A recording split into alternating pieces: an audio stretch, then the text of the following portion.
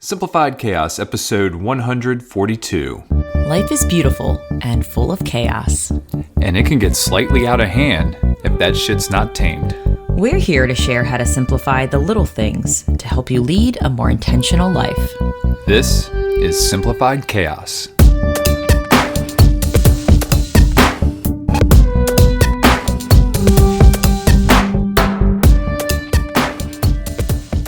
Hello, everybody. Welcome to Simplified Chaos. This is Jillian, and I'm with my co-host and husband, Nicholas. What's going on, folks? We hope you all are having another great week. We're happy that you were able to join us here today. We've got another great episode here for you, as always. Jilly, what are we diving into? Today's topic is all about evolving traditions and how do you know when a tradition isn't serving us anymore. Yeah. And when to bring in new traditions. Yeah. And it's interesting. We were just talking before this episode, and we did an episode on traditions. It's called Simplifying Traditions, and it was exactly 100 episodes ago. So that was kind of the coincidence that happened here. So check out episode 42 check out this episode. But before we dive into today's topic, as always, we love to show a little gratitude. So Jilly, what are you grateful for today? I'm just grateful for y'all, my family. Y'all. Yins, if you're from the Pittsburgh area. Oh, gosh, I am not. But yeah, tonight was pizza night. We usually do pizza night on Wednesdays, but it was fun. You're whipping up some cocktails on a Tuesday night, which was like, yeah. We're all thrown off this week. Pizza on a Tuesday night. It's usually our Wednesday night go-to. We usually take a night off from cocktails on Tuesday as well. We do. Fuck it. Let's go bowling. And caramelized some shallots, which were that was phenomenal. Amazing. Yeah. And underrated. Yeah, gotta caramelize all the onions and shallots from now on.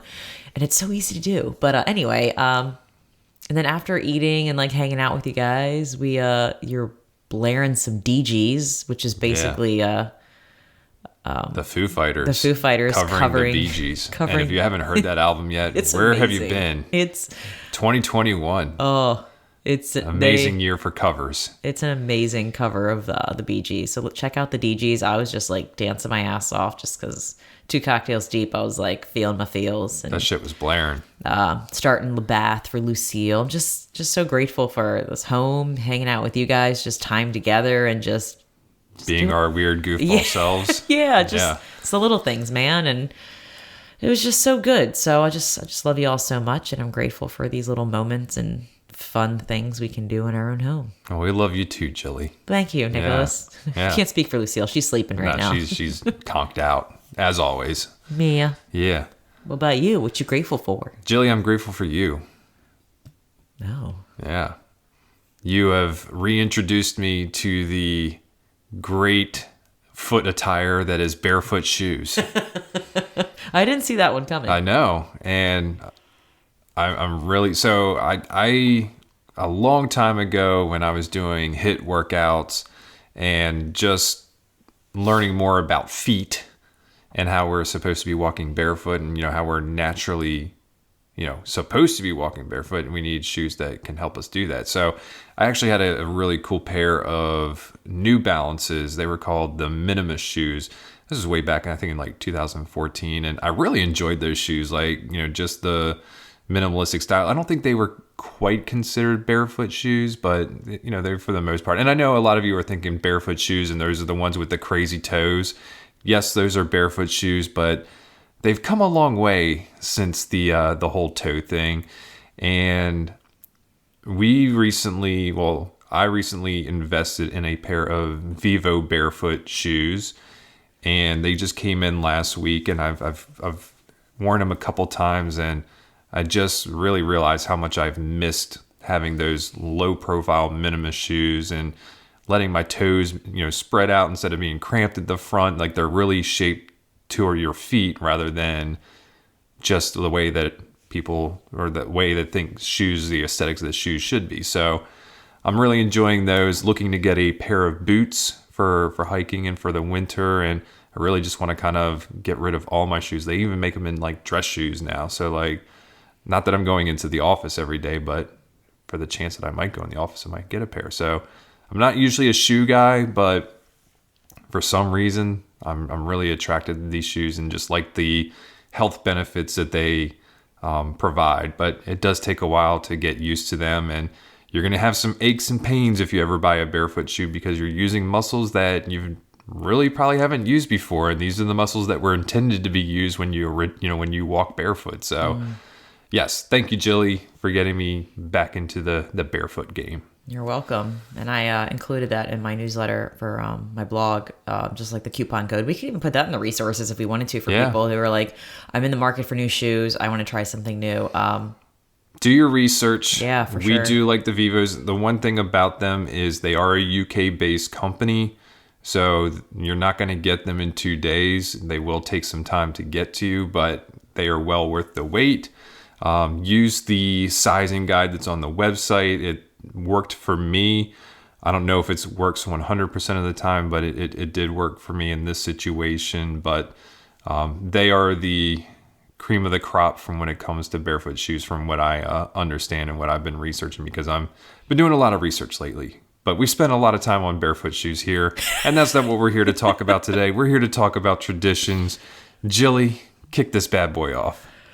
Yeah, I feel like the holiday season really brings out, hardcore traditions, like you reminisce and you talk about or engage in things that you've always done in years past. It could have been like with your family or, with friends. And, the conversation I feel like has come up every year, but because we have moved, it's like, it's really in the conversation now because there's a little bit more friction. Things done changed. There's a little bit more friction now with traveling to see certain people and to engage in certain activities that weren't. It's the proximity is a lot different. So we've kind of we're trying to streamline the podcast a little bit more. One of our goals for 2022 is just to get super intentional with whatever topic we want to talk about, kind of narrowing down to what do we want to get out of this episode? Yeah. And for this specific episode, it's basically how do we decide if a tradition is not serving us anymore and how to know when to evolve and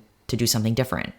And we've kind of narrowed it down to 4 questions on kind of internally how we think and how we make decisions on, should we continue to do that? Should we not? Should we try something new? And it kind of helps streamline the decision fatigue, the guilt you may feel with family or friends, and just those other underlining emotions that there are a lot of heavy ties to emotions sometimes. I mean, towards traditions because, it usually involves very close family and friends, and you're afraid to do something different because, said friends or family may not be okay with it. There's a lot of feelings involved, I should say. It's investment too. Yeah. And I think internally these questions, I don't know if you want to just do them, I guess, one at a time to kind of talk about it. How did you want to go about this, Bill? Yeah, I mean, before we dive into that, I think, we were kind of talking about what we wanted to podcast, and for some reason, just the last month, as Jill alluded to, this is the time of year where a lot of traditions come about, whether it's Thanksgiving, whether it's the holidays. And obviously, since we moved, that's really gotten us, making decisions on, what we should do, what we shouldn't do. But more importantly, now that we've met some people down here, what new traditions can we create? So it's just been a good reflection. And just because we moved, that was kind of the catalyst for this conversation, but it doesn't mean that you can't evaluate your traditions in your life. Right now, you don't have to have a major life change in order to do that. But for us, that kind of got us reflecting on, what traditions we should, keep, and then what traditions, can we, kind of like Marie Kondo says, is to just gently, or what is she? It's to let go. Yeah. Thank you, for its, memories that you have from it, but it's time to move on and create something new here. Let's go ahead and dive into those questions there, Jilly. Okay. So number 1, does your tradition feel like a hell yes? Yeah. I mean, there's one that always comes to mind, and it's one that we just did this past weekend. That's an easy hell yes. And since Jill and I started dating back in 2012, this tradition is something we've done every year, and that is cut down our tree. I think there might have been one year where we didn't do that.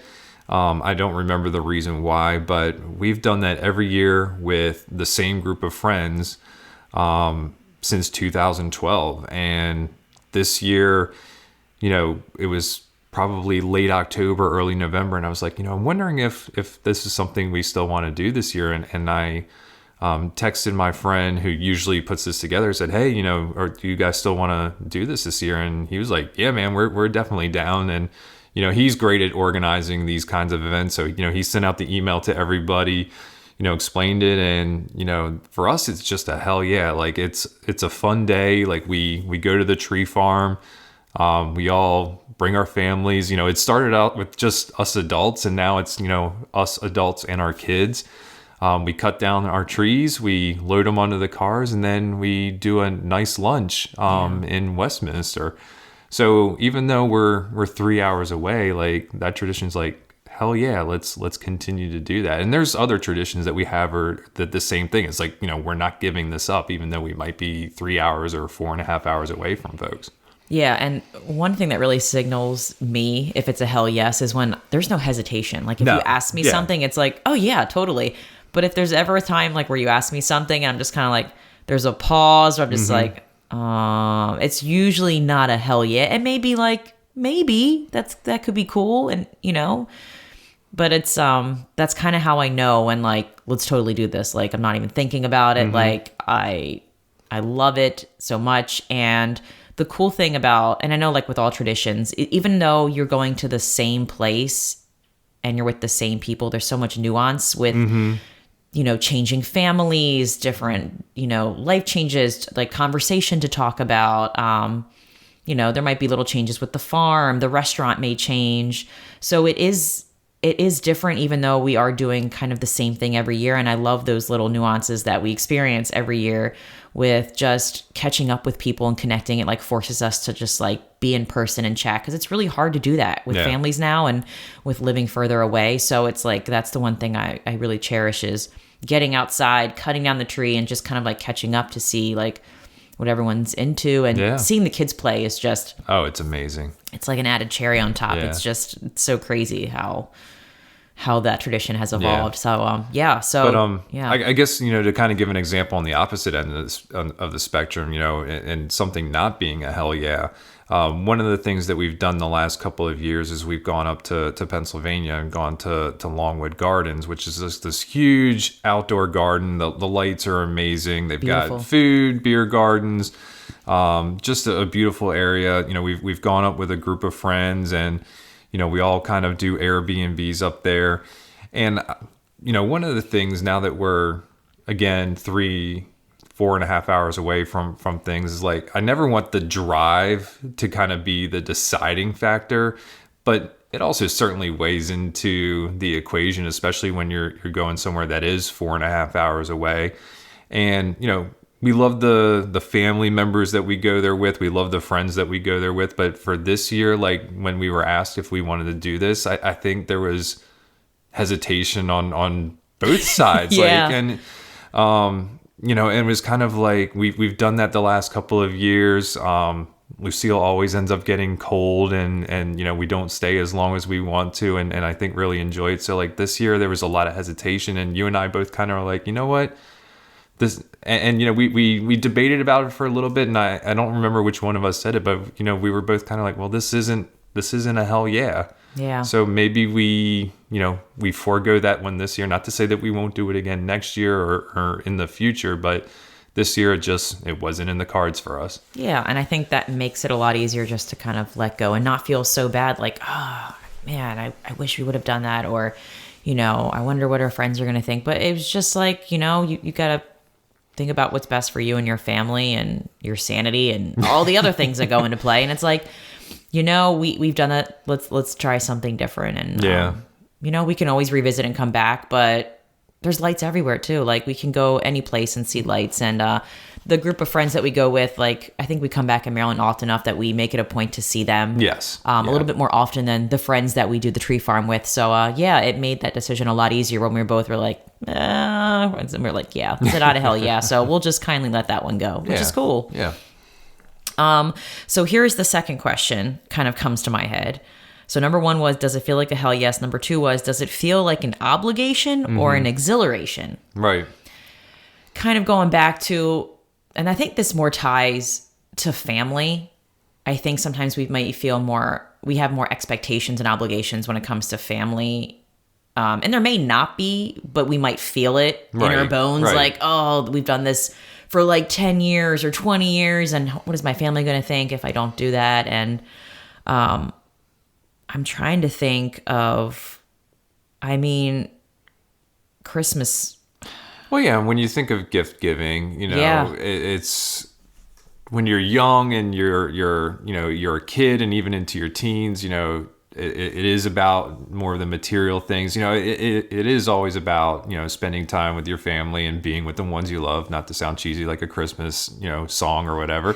But that's what it is all about. But then we grow up and, we become adults and then we have our kids. Well, not really, but, we age. How about that? We're aging gracefully like a fine wine. We get to a point where it's like, we have everything that we want and need, like, and it's just like, let's figure out a way to spend time. So like I we've had some conversations with friends and it's just like, well, we're setting this X amount on gifts this year for your family, for us to exchange with each other. And, at that point, it's just like, it just becomes really difficult. Like, you don't want to get somebody something that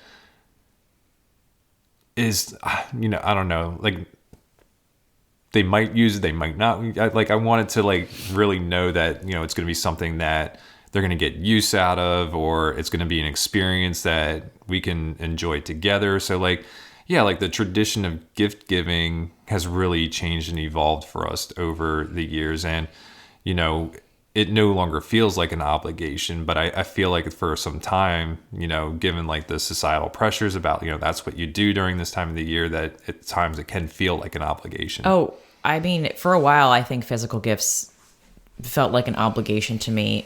I was never one that really enjoyed, like I enjoy giving things to people, but I don't like being forced to do it. So when I feel like a holiday forces you to do it, I don't like that pressure. I like when things, and this sounds so, when things magically, like, I'll see something and it'll remind me of someone. I like being able to spur of the moment to give people things whenever, not just one time of a year. So I felt it was almost like a little burden inside. And I'm just going to be completely honest, because I didn't really get a lot of joy from it. It did not excite me. So it's stressful. It is. It was more stressful than exhilarating. Totally. So the fact that we have evolved that tradition of physical gifts has been a load off my shoulders. Yeah. And now I'm so excited to plan getaways, to plan dinners, to plan trips. Like, to me, that is exhilarating. It gets me so excited. And to each their own. I know everyone has their own way of like, celebrating and whatever, how they want to share gifts. But again, this is our truth. This is what we feel like, and for other people, gift giving is it brings them joy. It's like something that they look forward to every year. But yeah, for us, it's kind of an obligation. And for me and you, we would do like the birthdays and the anniversary kind of things our first maybe year or two that we were together, but like we both kind of felt like that was an obligation as well. So like, we don't do birthday gifts, we don't do a Mother's Day or a Father's Day thing, we don't do an anniversary gift. We do experiences, but like there's no actual physical gifts being exchanged, just maybe some bodily fluids. Ew, gross. No, but we're all like, let's go to dinner. I'm just going to like negate the bodily fluids comment.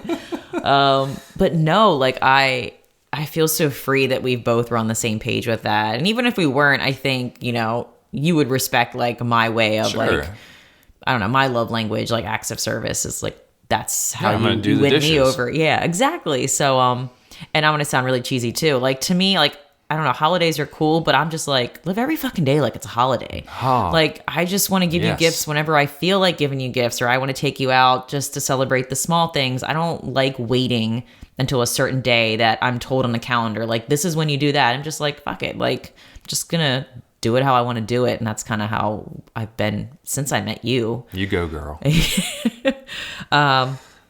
So yeah, I think that kind of streamlines a lot of the chaos around deciding, how you want to celebrate. It's like, does it feel like a business transaction, really cold, and I don't know, or does it feel like this is really exciting? I'm excited to do this. I'm pumped. Like, I get a lot of joy out of this. And I feel like if you're drained from something, maybe it's a good wake up call to be like, let's look at this and try something new and have a conversation, because you may not be the only one either. There might be somebody else who's feeling the same way and just doesn't want to speak up. So, yeah. So going to question number 3. Number 3. So the number 1 was, does it feel like a hell yes? Number 2, does it feel like an obligation or an exhilaration? And number 3, does it align to your values? And we've kind of alluded that too with what we've just talked about when it comes to things being a hell yeah, when it comes to, exhilaration versus obligation.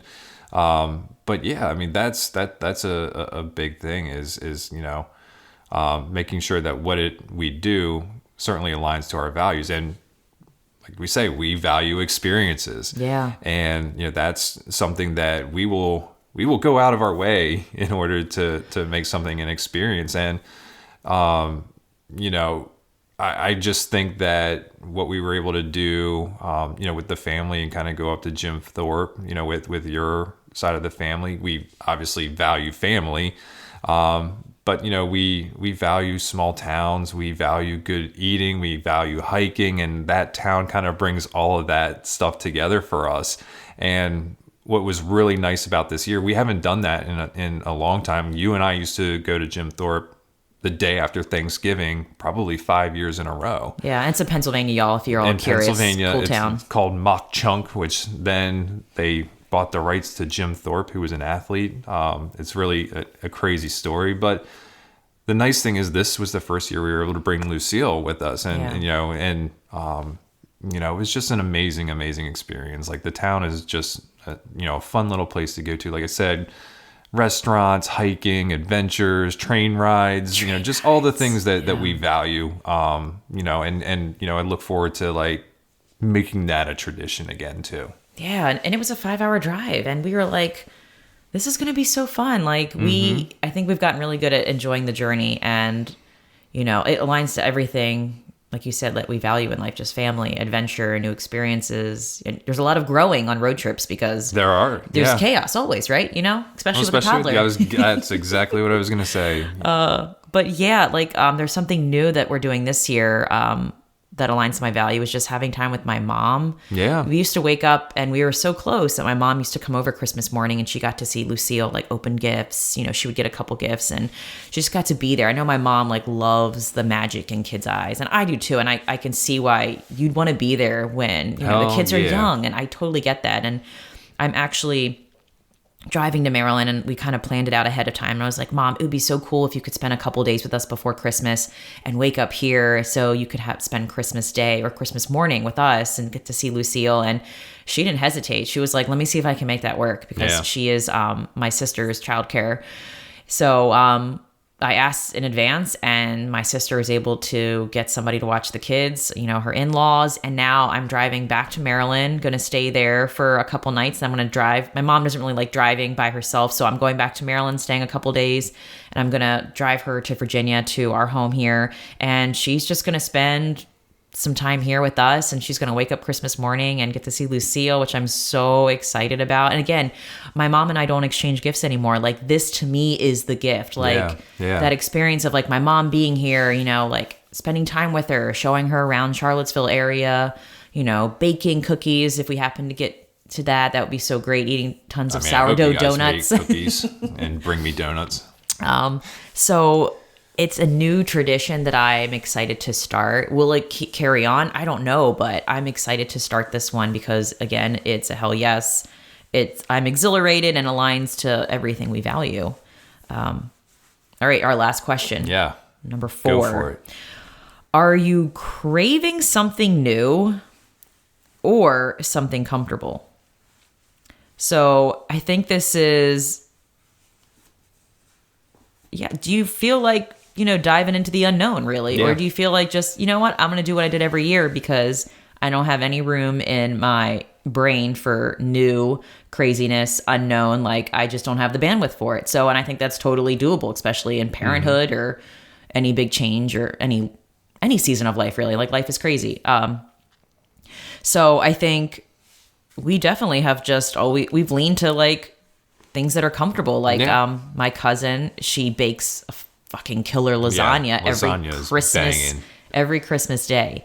So you bet our sweet asses, Christmas morning we're waking up, we're hanging out here, gonna have some coffee, watch Lucille, open up some gifts, spend time together, have a slow morning.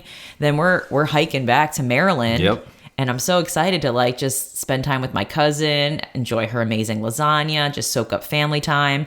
And then we're just make a journey of it and just go all the way to Delaware to see your parents. And some people may be like, that's a lot. But you know what? We're like so freaking pumped for that. Like that is something we do every year. We've been doing it for a while now. And it's just like it answers all of our questions. Well, and we're kind of getting something comfortable and then something new at the same time. Although hanging out with my parent, at my parents or with my parents and brother during Christmas we're actually going to be doing Christmas over at my brother's house this year. They just moved as well. We have not seen their house yet. So like, this is something new for us, something new for them, hosting Christmas. So like there's the old and the new and a lot of like just mixture of all that stuff this year. But that's a good question to kind of ask. And, I think the hell yeah question is always an appropriate number one question because that's like your initial like gut reaction to something. It's just like, is this an obligation or hell yeah, am I doing this? Yeah. But I think this is a good, like, I mean, the order is really good too. Like, and it's really hard. Like all of these kind of need to come together. But like, I like this question, like something comfortable or craving something new. I guess it really just depends on the season of life that you're in. Totally. Like you could be leaning one way one year and the other it's like, I got so much going on that let's just do this because let's just keep it simple, So that is something that I think not all of us take into consideration because maybe we feel like we're the only ones or we're being selfish because, we do that every year. I really want to try something new. Like, I think it's a great time to speak up because, like I said, there might be other people that are like, they may not see that viewpoint at first, but then once you do something new, it forces somebody else to try something new too, or maybe even do it with you. So there's so much cool growth and just fun that can come from trying something new if like that's what you're feeling in your bones. And yeah, I think definitely you can't leave that one out because, new experiences, they can lend themselves to a lot of magical things. That is very true, Jilly. Yeah. Yeah. All right. Well, I thought that was great. Do you have any... I'm going to applaud myself. Us, not myself. I just love it. But any resources for our listeners today there, Jilly? I do. I found a blog post as I'm scrolling with my finger. Sorry. That's usually how you scroll. Sometimes I use my toes. You can use your mouse too. Just kidding. But you don't have a computer. You have a phone. I know. Excuse me. Get your scroll on. It was called Evolving Minds. You're always on your way to another version of yourself. And I felt like this was so appropriate because evolving traditions usually involves internal things evolving with you amongst the other external chaos. So I was just going to read some of the things that kind of stood out to me. The reality is we are constantly changing, evolving, and being changed by everything around us. You're either becoming a better version of yourself or a worse version of yourself if you are not open to growth. She calls this process, quote unquote, stepping into your power. Your consciousness and the physical body is in a perpetual state of reassembly, always becoming with or without your consent. For millions of people, emotional struggles sabotage their ability to demand the best of themselves as they evolve, so they end up living the realities and expectations of others. To take complete control of your evolving process and make closer to the best life you want for yourself, you need to improve your self-knowledge and notice when your environment or people around you are drawing you to their perceptions or whether that's what you want for your future self. Adjusting your self-conception to account for this truth may be profoundly liberating. The French philosophical giant, Mike Foucault. He's a philosophizer. One said, I don't feel that it is necessary to know exactly what I am. The main interest in life and work is to become someone else that you were not in the beginning. The important thing to remember as you evolve and aim to become better than who you were yesterday is not to hang on to who you were and limit your potential growth. And I know this word growth and all this, it's really just thinking about your life. You Yes. know? Be careful of your natural temptation to hold tightly onto the past. To latch onto and aim to maintain a particular state or stage of life is an unattainable fantasy and a deliberate rejection of your potential metamorphosis. Whether we wish it or not, existence is always interfacing with and altering us as we are. To accept this truth is to reorient oneself away from delusions of destination. To deny it is to reject the opportunities offered by change. And to change is to vacate the past and move even closer to a better end. I know that was a very wordy, but I like the ending there. I thought that was a good way to Yeah. finish. That's the end. Fair. Another resource for listeners is episode 42. Yeah. 100 episodes ago, simplifying traditions. So we'll put that in the show notes along with the blog post that Jilly just so eloquently read to us. Jilly, how about that quote of the day? The quote itself is from the blog post. Oh, It was good. It was just full of really good stuff. Change isn't simply an important aspect of life. It's life itself. that is true. Yeah. Evolvement changes. We are constantly changing. The world is changing. Go with the It's all flow. changing. Ooh, Queens of the Stone Age. Is that a Queens of the Stone Age song? Yeah. How does it go? You can go with the flow. That's all I'm going to sing. And your take action challenge there, Jilly. I don't know. What do you think? Oh man, you're putting me on the spot. So just really like when it comes to traditions, you know, just like life is always changing, your traditions might change, but just evaluate them, see if it's a hell yeah, and go through all these other questions we said. You can edit this out. No, we're not doing that. I'm sorry I put you on the spot. No, it's all good. Let's just go back and look Yeah. at your traditions. Yeah, That's ask those 4 questions, and I hope they are useful or just get you thinking, if anything, and ponder what your needs, wants, what you're feeling. What's your desires? Oh gosh, I really philosophicalized. I can't talk today. Oh my goodness. Philosophical. Philosophilese. We're so smart. All right, folks, we're going to spare you here, and that's going to do it for today's episode. If you like this episode, please do us a favor and help us spread the message. You can do this by writing a review or simply by sharing this episode with a friend. Sharing is caring. And remember, sharing sparks a conversation. Conversation leads to action, and action is how we're able to live a happy and intentional as hell lifestyle. We want to thank you all for listening today, and we will see you again next week. See y'all later.